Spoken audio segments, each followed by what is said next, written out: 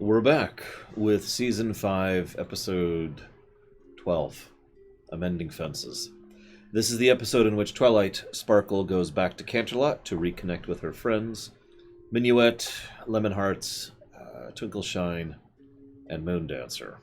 This is M.A. Larson's final episode, functionally. Speaking of which, I need to write that down under Larson. Season 5, Episode 12.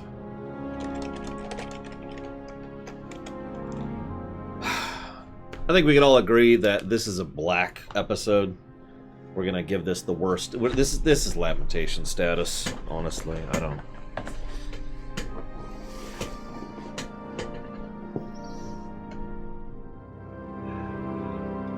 Let's go down the list.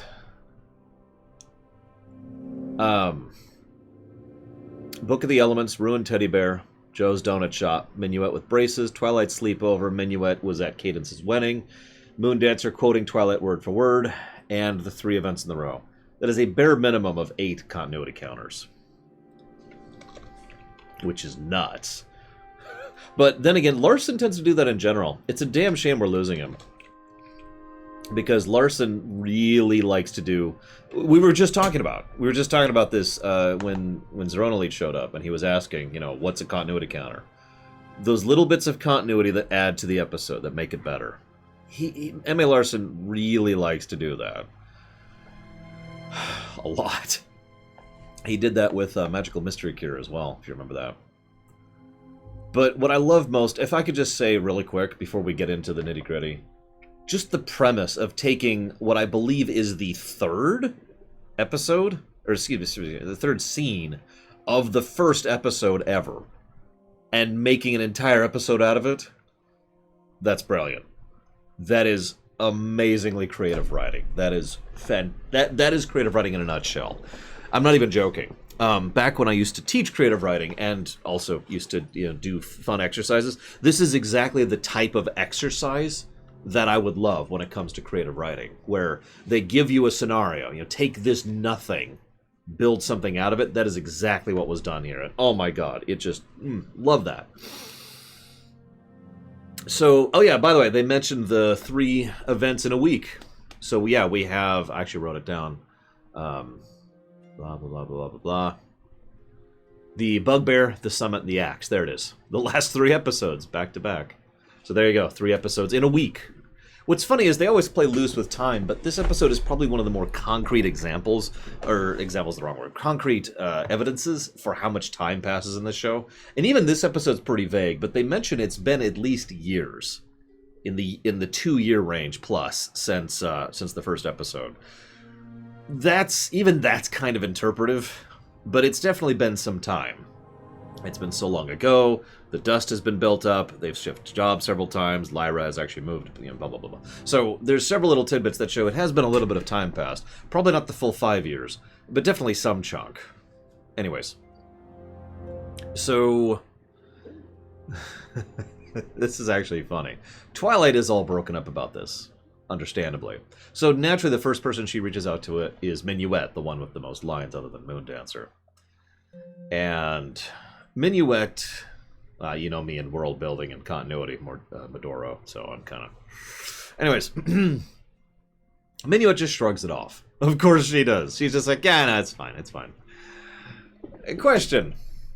Do you think that Minuet shrugs it off because it really doesn't matter to her?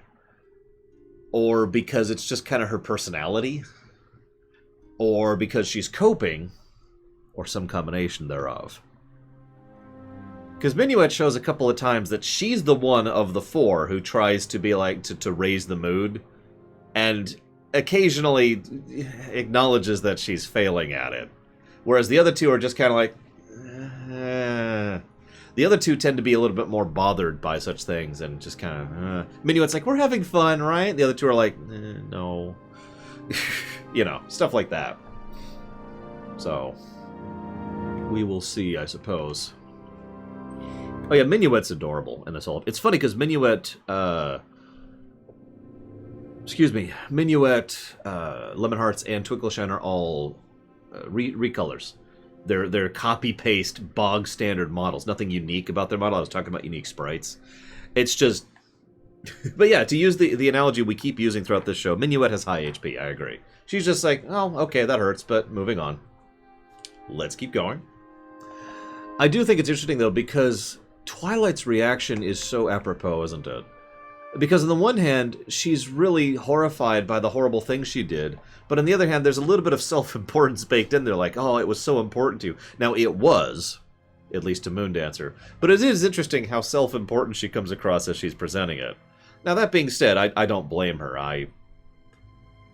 Well, I do the same damn thing, don't I? If I do something to upset my friends, or let me rephrase it, if I do something that I consider unacceptable to my friends, I feel terrible about it.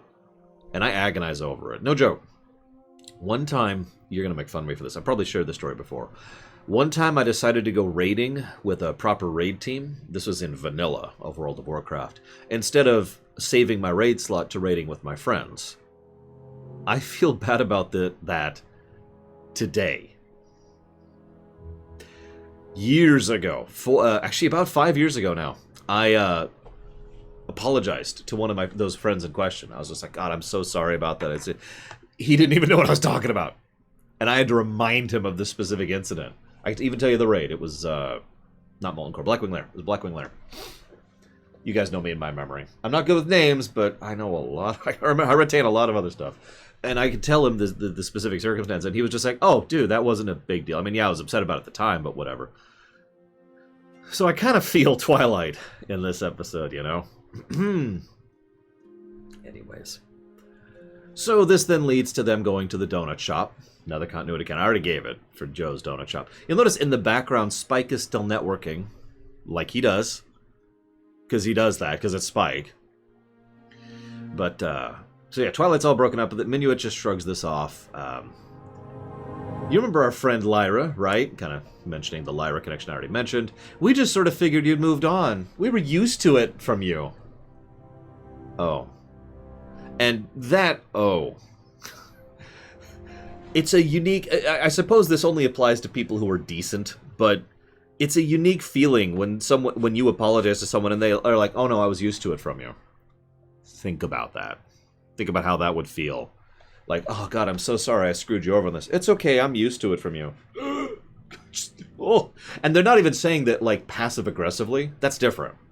Oh yeah, no, I'm used to that from you. No, not like that. Just, oh, it's not a big deal. It's just, it's what you do, right?